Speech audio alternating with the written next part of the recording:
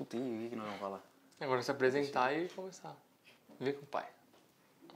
Startups. Uma ideia inovadora que sai do papel para revolucionar o mercado, gerando valor para os clientes. E o que fazer quando você cai de paraquedas em uma startup? Se você quer saber, vem comigo que eu te conto.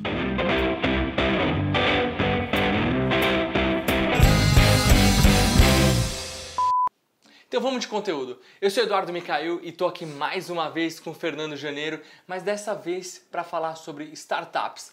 Fernando, conta pra galera o que é uma startup, que é um termo tão utilizado hoje em dia e muita gente ainda não sabe o que é. Legal, Edu. Puta, startup é um assunto muito bacana. Startup é uma empresa que está surgindo, é uma ideia que acabou de sair do papel e geralmente é uma ideia que traz o conceito de inovação, muito drivada em tecnologia e vem com o propósito de revolucionar mercado, de mudar a maneira que a sociedade vive, sempre muito pautado na quebra de paradigma, de você pensar fora da caixa. E o bacana é que além da gente ter uma história semelhante de mudança de carreira, a gente também já trabalhou numa startup.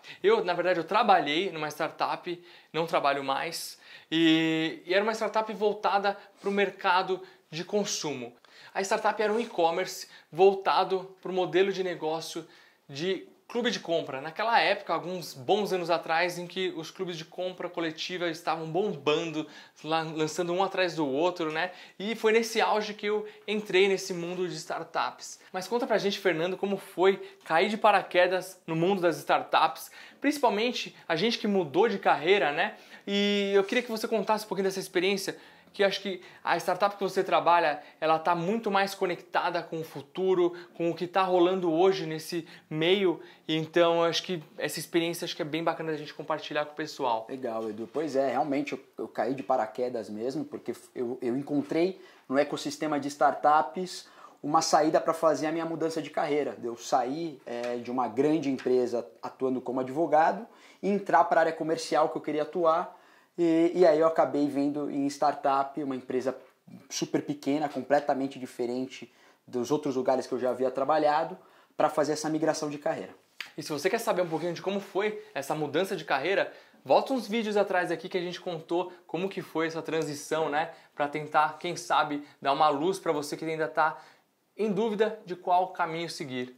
E para mim foi uma dupla mudança, né? Porque quando eu entrei no mundo de startup, além de estar mudando a minha carreira, eu estava mudando de ambiente, de ecossistema, porque eu estava saindo de uma grande empresa e entrando numa empresa que estava acabando de sair do papel. Então eu lembro quando eu fui fazer a entrevista, Edu, era uma sala de 35 metros quadrados em Santana, e eu fui lá de camisa e etc. Todo quando eu formal. cheguei lá, todo formal. Quando cheguei lá, o pessoal super despojado. É outra atmosfera, outra né? atmosfera.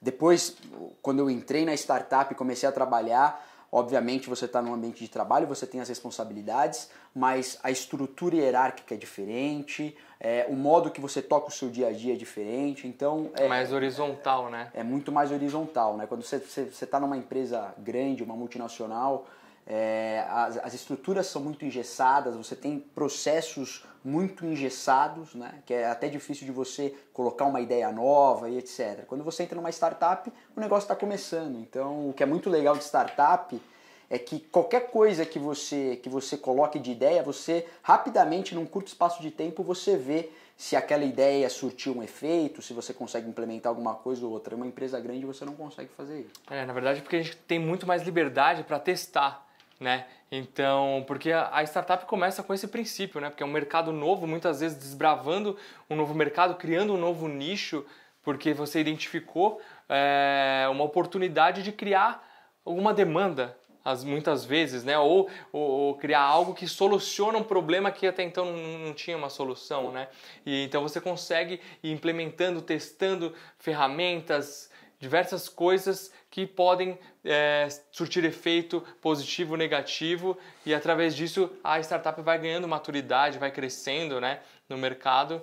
Com certeza. Eu acho que o grande lema da startup, ela nasce num conceito que é chamado ali, para quem está acostumado com os termos, de MVP, né? Mínimo produto viável. Então, a ideia de uma startup não é você demorar um ano para conceber o produto e lançar esse produto para o mercado para ver como é que a sociedade vai comportar. Não, você lança um produto ali que dá para você fazer o pontapé inicial e sentir como que as pessoas vão reagir perante a isso. Né? E o MVP é o que norteia uma startup, na verdade, né?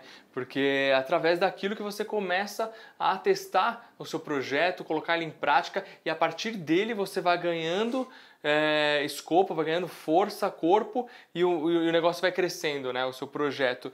E é legal porque a startup te proporciona um aprendizado muito grande, porque você tem que estar disposto a aprender, a testar novas coisas e colocar em prática, a errar, aprender num ciclo contínuo, né?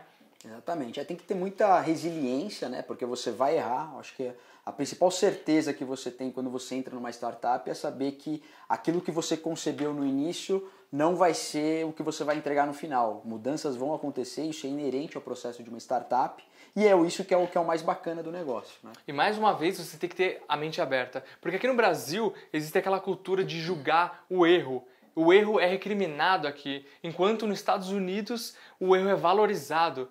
Nos Estados Unidos, quanto mais você erra, significa que mais experiência você tem, mais bagagem você tem no mercado. Exatamente. Na sua vida, na sua atuação profissional. Exatamente. E esse é o conceito das startups, né? Porque a startup é baseada em erros e acertos, para ir aprendendo, ganhando maturidade. E eu acho que o mundo de startup te proporciona você tirar um pouco esse medo, deixar esse medo de lado e fazer e arriscar um pouco mais. Por isso que é muito legal, fiquei muito encantado quando entrei nesse ecossistema.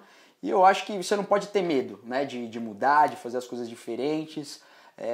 Eu brinco aqui, eu já escutei diversas pessoas falarem, e é um lema que eu levo para mim: se você não quer ser criticado, se você não quer que as pessoas falem algo sobre você, não faça nada, né? Não saia de casa, não arrisque, não inove, não faça absolutamente nada, porque a partir do momento que você decide fazer algo que pode se tornar algo diferenciado, você está sujeito a críticas, você tá gerando exposição e isso é inerente ao processo.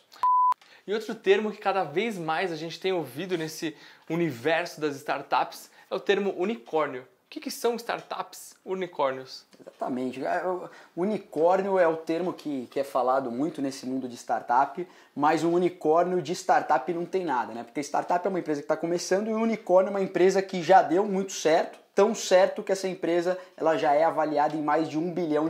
Então todas as startups que crescem gigantescamente e se tornam avaliadas em mais de $1 bilhão são chamadas de unicórnios. E vamos trazer um case pra galera? Vamos trazer um case. Conta um pouquinho do seu trabalho na startup, o que você faz lá, como que é a sua atuação e a atuação na empresa, como que essa startup que você trabalha está impactando o mercado, o que ela está gerando de valor. Legal comentar, principalmente que a gente comentou de unicórnio, né? Quem sabe um dia a Hamper vai se tornar uma delas. Mas o grande barato é que eu entrei em outubro do ano passado na Hamper, eu fui a 6ª pessoa a entrar na empresa. 6ª pessoa? Isso é uma empresa há 10 meses minúscula. Atrás. E nós tínhamos menos de 100 clientes. Hoje a gente está com quase 35 funcionários no nosso quadro. De 6 para 35. De 6 para 35 e a gente está aí com quase 700 clientes ativos. Então quer dizer, no espaço aí de 10 meses a empresa é um crescimento triplicou, quadriplicou. E está sendo muito bacana tá vivenciando tudo isso. A gente desenvolveu um software de automação de prospecção voltada para o mercado B2B. Então a gente descobre e-mails corporativos e faz a primeira conexão justamente para facilitar a vida dos vendedores, né? Quem trabalha com vendas aí, o teu público que trabalha com vendas sabe o quanto é difícil você prospectar. Muito difícil. É difícil você arrumar o contato do tomador de decisão, é difícil você criar o primeiro rapport e é isso que o nosso software facilita para as pessoas que trabalham nessa área de comercial, principalmente os pré-vendedores. Bacana. E essa sua adaptação no mundo de startups, como que foi? Muitas dificuldades? Como que foi? Porque você mudou de carreira, assim como eu, e aí chegou nesse meio, já a atmosfera da empresa já era diferente. Você teve algum choque de cultura, choque cultural dentro da empresa? Isso atrapalhou o seu desempenho ou você se adaptou facilmente? Não, com certeza o choque foi muito grande quando eu entrei.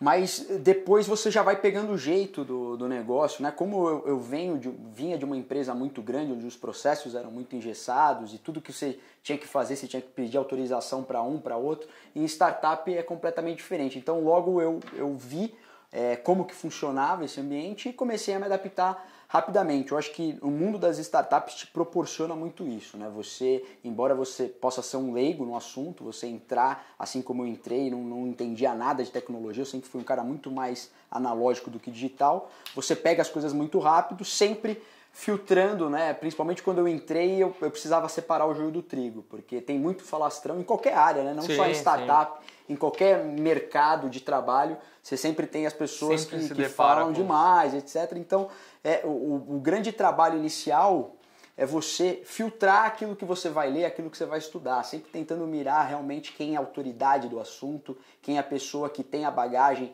e que está falando com propriedade. Eu acho que isso que foi a principal dificuldade que eu senti no momento que eu entrei na startup, saber quem era quem, porque eu não conhecia absolutamente ninguém e nada nesse mundo. E é isso aí, o clima de startup é muito legal.